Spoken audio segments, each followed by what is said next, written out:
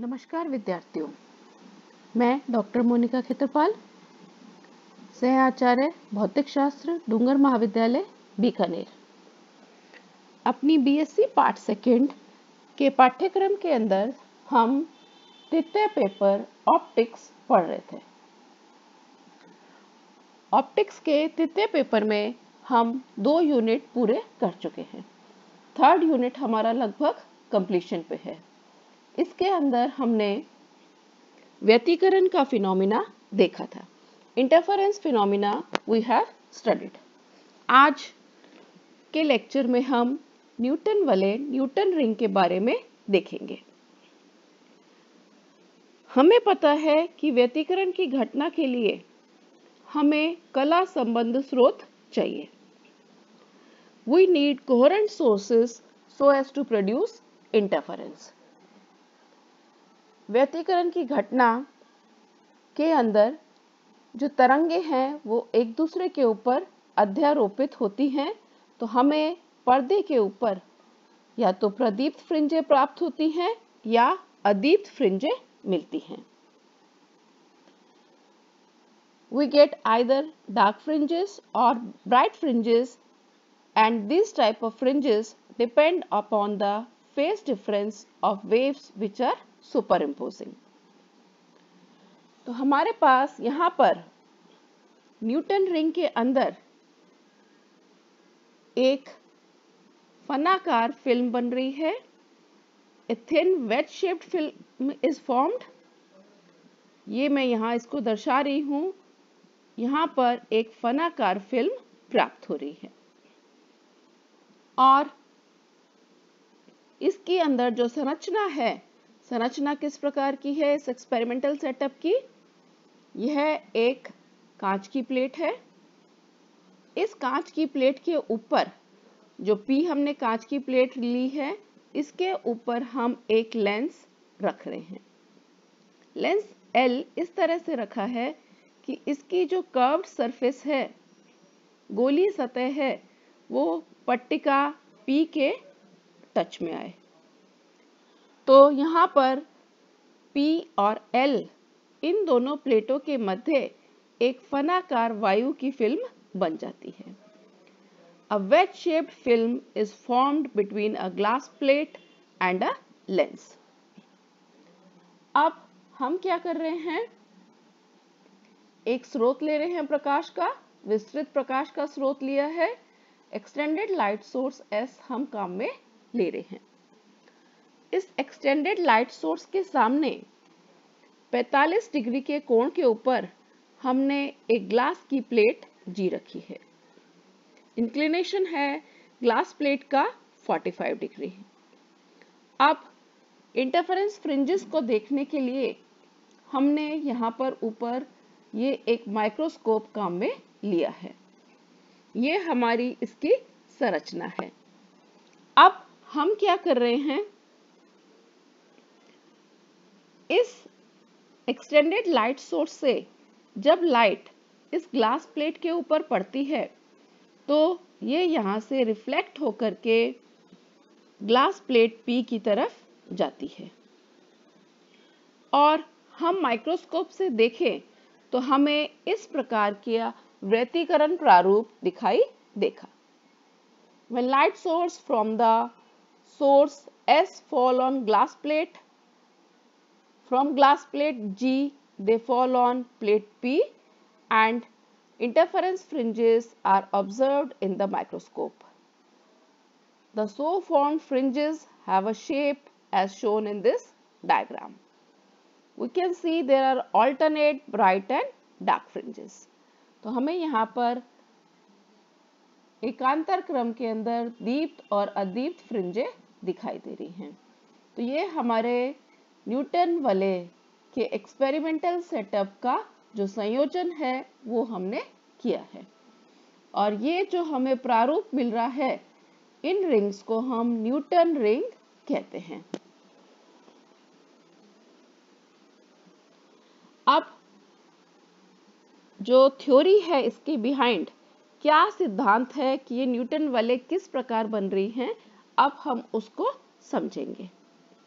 उसको समझने के लिए यहाँ पर मैंने सिर्फ ये कांच की पट्टिका P दिखाई है और उसके ऊपर वाला लेंस दिखाया है। अब इसके ऊपर प्रकाश के स्रोत S से प्रकाश आपतित हुआ, तो आपतन से ऊपर वाली सतह पर A बिंदु पर टकराता है, यहाँ से प्रकाश परावर्तित होगा, मुझे परावर्तित किरण AR1 मिल रही है। The reflected light so obtained is AR1। और ऐसे ही प्रकाश किरण नीचे की सतह B के ऊपर आ रही है, तो यहाँ से हमें रिफ्लेक्टेड लाइट BCR2 मिल रही है। अब ये एक ही स्रोत से मिल रही हैं, तो ये कोहेरेंट सोर्सेस की तरह काम करेगी और बीच में जो वायु की फिल्म बन रही है वो वेज शेप्ड फिल्म है, फनाकार फिल्म है। फनाकार फिल्म के लिए पथांतर का मान होता है 2 mu T cos theta plus r। यहाँ पर t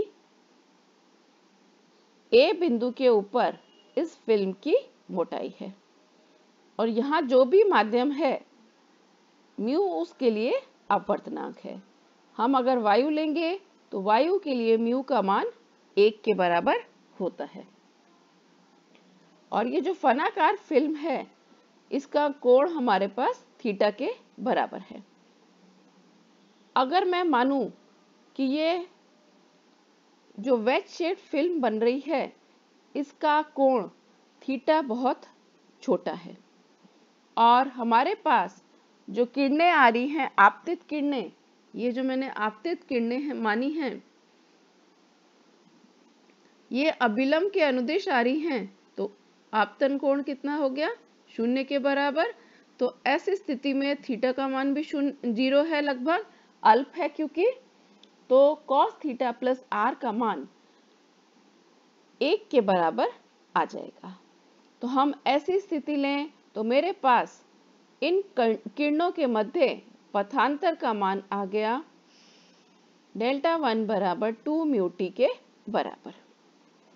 अब यहाँ से हम देख सकते हैं कि ये पाथ डिफरेंस किसके ऊपर निर्भर है, फिल्म की मोटाई के ऊपर निर्भर करता है। पहली जो किरण है AR1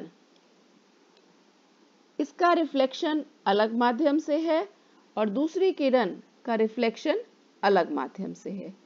किरण AR1 जो है इसका रिफ्लेक्शन हो रहा है विरल माध्यम से, रेयरर मीडियम से, और दूसरी जो किरण है BCR2 इसका रिफ्लेक्शन है सघन माध्यम से, डेंसर मीडियम से। और स्टोक के नियम अनुसार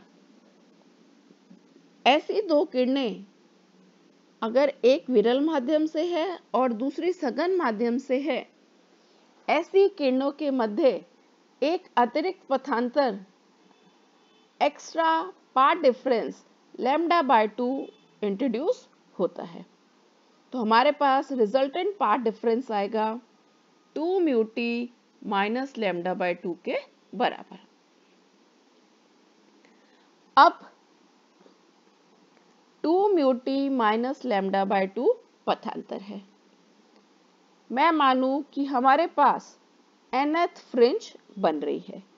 उस nth फ्रिंज के लिए जहां पर वो प्राप्त हो रही है फिल्म की मोटाई Tn के बराबर है। तो अदीप्त फ्रिंज की प्रतिबिंब के लिए कंडीशन क्या आ जाएगी, हम पथांतर को रखेंगे 2n+1 λ/2 के बराबर। तो उस स्थिति से अदीप्त के लिए कंडीशन आएगी 2 म्यू Tn बराबर n लैम्डा। यहाँ n इंटीजर है, तो हमारे पास ये विनाशी व्यतिकरण की स्थिति आ रही है, destructive interference condition where dark fringe is obtained. इसी तरह ब्राइट फ्रिंज के लिए कंडीशन अपने पास आएगी 2 म्यू टी Tn बराबर n-½ लैम्डा। तो ये कंडीशन है कंस्ट्रक्टिव इंटरफेरेंस की। ये वाला एक्सपेरिमेंट सेकेंड ईयर के सिलेबस के अंदर भी है। ये हम लैब में भी प्रयोग अपने करके देख सकते हैं।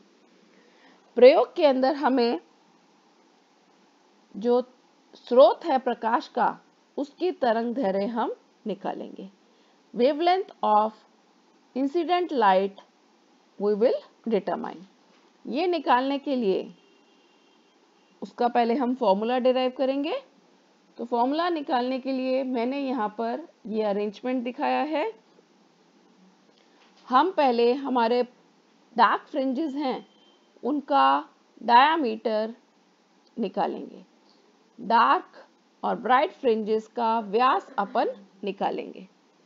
व्यास निकालने के लिए ये मेरी ग्लास प्लेट है, इसके ऊपर ये जो मैंने लेंस L रखा हुआ है, इसकी वक्रता त्रिज्या रेडियस ऑफ कर्वेचर मान रही हूँ R के बराबर। कैपिटल R मेरा रेडियस ऑफ कर्वेचर है और वक्रता केंद्र सेंटर ऑफ कर्वेचर है C के बराबर। जहां पर प्रकाश आपतित हो रहा है वो बिंदु है A। यहाँ पर फिल्म जो है उसकी मोटाई मैंने मानी है Tn के बराबर। Tn जो मोटाई है ये चित्रानुसार EO के बराबर आएगी और जो फ्रिंजे बन रही हैं उसकी रेडियस है EA के बराबर, जिसका की मान हमें निकालना है। तो यहाँ ट्रायंगल ले रही हूं मैं CEA। इस ट्रायंगल के अंदर पाइथागोरस थ्योरम लगाऊं तो पाइथागोरस थ्योरम से CA स्क्वायर का मान आएगा CE square plus EA square. तो यहाँ से EA स्क्वायर जो कि हमें निकालना है, RN स्क्वायर का मान आ गया, CA का मान है कैपिटल R और CE का मान कितना है, कैपिटल R माइनस TN। इस समीकरण को हल कर लें तो यह आ गया 2R TN minus TN square. मैं मान रही हूं कि मेरे पास जो वायु की फिल्म बन रही है उसकी मोटाई Tn कैपिटल R की तुलना में बहुत कम है, अर्थात R का मान Tn से बहुत अधिक है।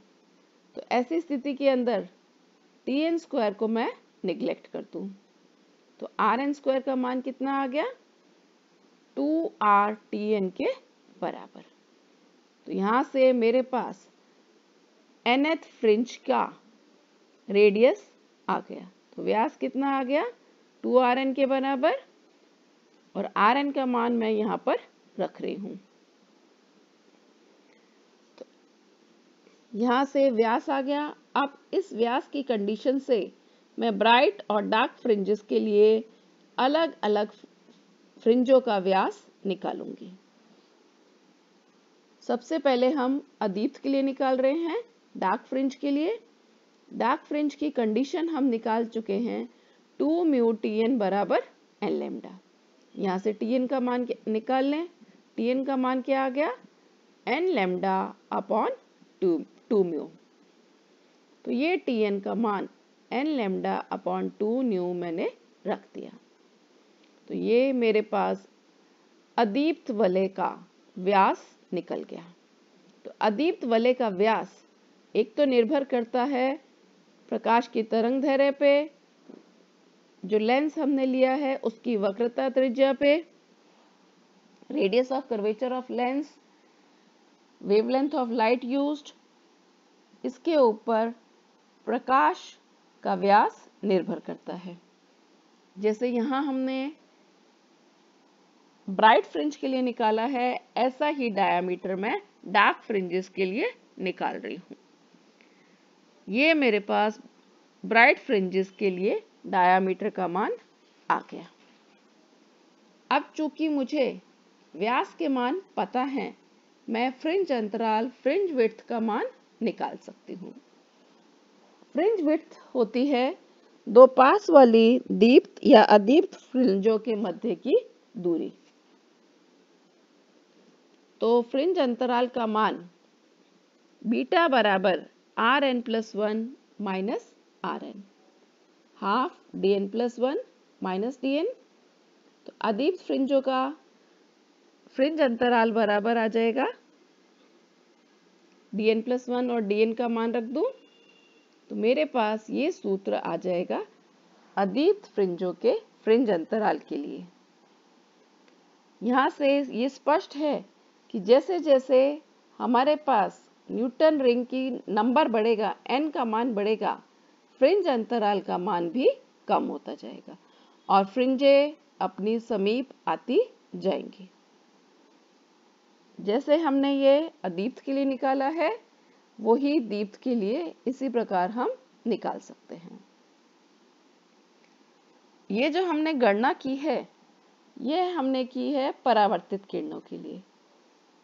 ऐसे ही पारगमित किरणों के लिए सूत्र अपन निकालेंगे। पारगमित किरणों में क्या हो रहा है, ये जो दो किरणें आ रही हैं T1 और T2, इनके मध्य पथांतर बराबर है 2 म्यू टी के बराबर। थीटा नगण्य हमने लिया हुआ है तो cos थीटा 1 रखा हुआ है। यहाँ पर हमें एक्स्ट्रा पार्ट डिफरेंस λ/2 नहीं लेना है क्योंकि दोनों किरणें एक ही माध्यम से आ रही हैं। तो कंडीशन आ जाएगी डार्क फ्रिंज की 2 म्यू Tn बराबर n+12 लैम्डा। इसी तरह ब्राइट फ्रिंज की कंडीशन आ जाएगी 2 म्यू Tn बराबर n लैम्डा। तो जैसे हमने वलयों के व्यास परावर्तित किरणों के लिए निकाले हैं, ऐसे ही पारगमित किरणों के ये व्यास के सूत्र आएंगे। The formulas for diameter of reflected and transmitted rays is obtained in bright and dark fringes. यहाँ से ये जो सूत्र है, ये सूत्र है मेरे पास ट्रांसमिटेड रे के अदीप्त वलय के लिए। हम रिफ्लेक्टेड रे का सूत्र देखें तो हम तुलना कर सकते हैं कि जो रिफ्लेक्टेड रे का सूत्र ब्राइट के लिए आ रहा था, वो ट्रांसमिटेड रे में डार्क के लिए है। तो इन दोनों फ्रिंजेस को हम कंप्लीमेंट्री फ्रिंजेस भी कहते हैं। तो हमारे पास पारगमित किरणों के लिए और परावर्तित किरणों से जो व्यतिकरण प्रारूप बन रहा है, वो एक दूसरे का पूरक प्रारूप होता है। अब हमें तरंग दैर्ध्य का मान निकालना है। तरंग दैर्ध्य का मान निकालने के लिए हम व्यास का सूत्र काम में ले रहे हैं। nth ब्राइट फ्रिंज के लिए व्यास मान लूं dn के बराबर। इसी तरह n+p ब्राइट फ्रिंज के लिए व्यास को मैं मान रही हूं dn+p के बराबर। n+p मेरे पास फ्रिंजों की संख्या है। फ्रिंजों की संख्या हम माइक्रोस्कोप की सहायता से नापेंगे और व्यास का मान अपन निकालेंगे। व्यास का सूत्र है dn² जो हमने ऊपर इसको सत्यापित किया है। n की जगह n+p रख दूं तो ये सूत्र आ जाएगा। इन दोनों समीकरणों को घटाने पर d² n+p minus d² n, इसका मान आ जाएगा 4p λr/μ के बराबर। हमें पता है अगर वायु है तो वायु के लिए म्यू का मान 1 रख दूं। तो 1 रखने पर यहाँ से प्रकाश की तरंग दैर्ध्य का सूत्र आ जाएगा d² n+p minus d² n/4pr। तो लैब के अंदर हम हमारे प्रकाश स्रोत का तरंग दैर्ध्य का मान निकालेंगे। इसके लिए हम माइक्रोस्कोप की सहायता से जो न्यूटन वलय बन रही हैं, उनका व्यास हम निकालेंगे। फ्रिंजों की संख्या हम अपने आप गिनेंगे और उनका व्यास हम निकालेंगे। जो लेंस हमें दे रखा है, उसकी वक्रता त्रिज्या का मान हम स्पेरोमीटर की सहायता से निकाल सकते हैं। तो स्पेरोमीटर की सहायता से R का मान निकल गया, व्यास के मान हमें पता है। तो ये सारे मान रख के हम प्रकाश की तरंग दैर्ध्य को नाप सकते हैं। तो न्यूटन वलय का जो उपकरण है ये अत्यधिक उपयोगी उपकरण है। एक उपयोग तो हमने ये देखा है कि हम तरंग दैर्ध्य का मान निकाल सकते हैं, और दूसरा उपयोग इसका ये है कि हम किसी भी द्रव का अपवर्तनांक निकाल सकते हैं। हम पहले क्या करेंगे, ये जो हमने हमारा सेटअप लिया है न्यूटन वलय का, यहाँ पर फनाकार वायु की फिल्म बन रही है। पहले हम ये एक्सपेरिमेंट वायु की फिल्म के साथ करेंगे, और ये जो न्यूटन रिंग बन रही है इनके व्यास हम नाप लेंगे। फिर हम क्या करेंगे, यहाँ पर वो द्रव जिसका हमें अपवर्तनांक निकालना है उस द्रव की कुछ बूंदें यहाँ पर डाल देंगे और पुनः ये एक्सपेरिमेंट करेंगे।